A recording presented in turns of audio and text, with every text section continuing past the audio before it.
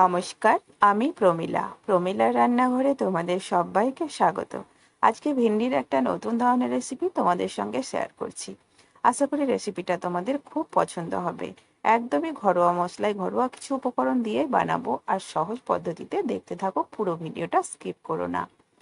আর চলো দেরি না করে শুরু করি আমার আজকের রেসিপি। তো এখানে দেখো, গোটা গোটা 250 মতো ভেন্ডি ধুয়ে নিয়েছি। এগুলোকে একটু বড় বড় টুকরো করে কেটে নেবো। আর নিয়েছি 1 চামচ পাঁচফোড়ন।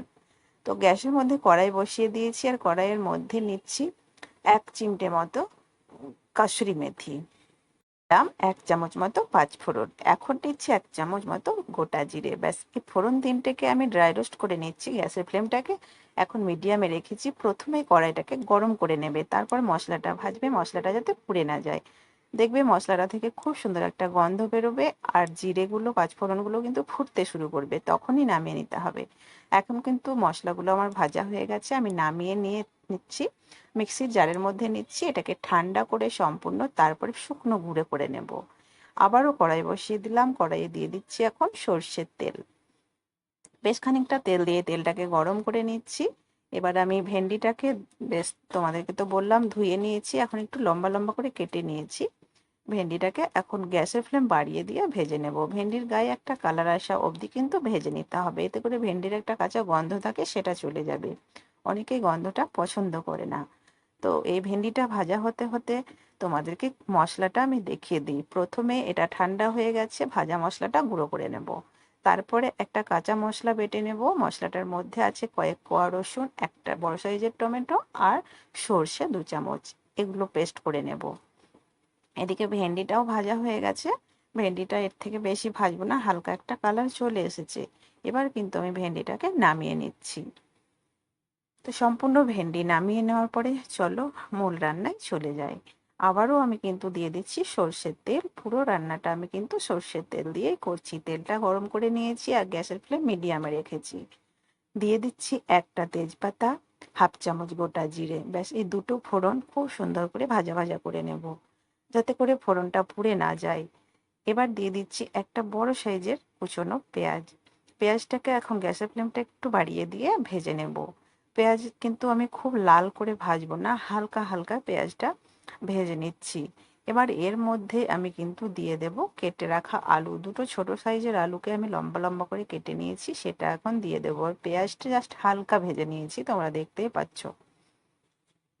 আলুগুলোকে বেশ পাতলা পাতলা করে কেটে নিয়েছি, যেহেতু ভেন্ডি খুব তাড়াতাড়ি সেদ্ধ হয়ে যায়, তাই আলুটাকে একটু পাতলা করে নেওয়ার চেষ্টা করবে। তো আলুটাকেও এখন আমি লাল করে ভেজে নেব। এদিকে কিন্তু মশলাটাও রেডি হয়ে গেছে, আলু ভাজাও হয়ে গেছে। এখন আমি সর্ষে আর টমেটোর পেস্টটা দিয়ে দিচ্ছি প্রথমেই। তো বড় চামচের 2 চামচ মতো সর্ষে আর টমেটো পেস্ট দিয়ে দিলাম। দিয়ে দিচ্ছি স্বাদের জন্য লবণ। এখন আমি দিয়ে দিচ্ছি এর মধ্যে হলুদ গুঁড়ো, আর ঝালের জন্য লঙ্কা গুঁড়ো ব্যবহার করছি। তোমরা চাইলে এখানে কাঁচা লঙ্কা পেস্ট বা গোটাও ব্যবহার করতে পারো। গুঁড়ো মশলাগুলো যাতে পুড়ে না যায়, অল্প জল দিয়ে 2 মিনিট মতো কষিয়ে নেব সুন্দর করে আলুটাকে। এখন কিন্তু ঢাকা দিচ্ছি না, গ্যাসের ফ্লেমটাকে একটু বাড়িয়ে দিয়ে কষে নিলাম। তো সুন্দর করে কিন্তু মশলার কাঁচা গন্ধটা চলে গেছে। এবার ভেজে রাখা ভেন্ডিটা আমি এর মধ্যে দিয়ে দিচ্ছি। ভেন্ডি দিয়ে আবারও কিন্তু খুব সুন্দর করে মিশিয়ে নিচ্ছি আলু মশলার সাথে, যাতে খুব সুন্দর করে কষানো হয়। তাই সব মেশানো হয়ে গেছে। এখন ভেন্ডি আমি কিন্তু ঢাকা দিয়ে স্লো আছে 1 মিনিটের জন্য রাখবো। এতে করে খুব সুন্দর কিন্তু কষানো হবে, ভেন্ডিটাও নরম হয়ে আসবে অনেকটাই। ঠিক 1 মিনিট পরে আমি ঢাকাটা খুলে নিচ্ছি। এখন কিন্তু একদমই ভেন্ডিটা কষানো হয়ে গেছে, তেল ছেড়ে দিয়েছে। একটু নাড়াচাড়া করে নিলাম। এবার কিন্তু সেদ্ধর জন্য দিয়ে দেব জল।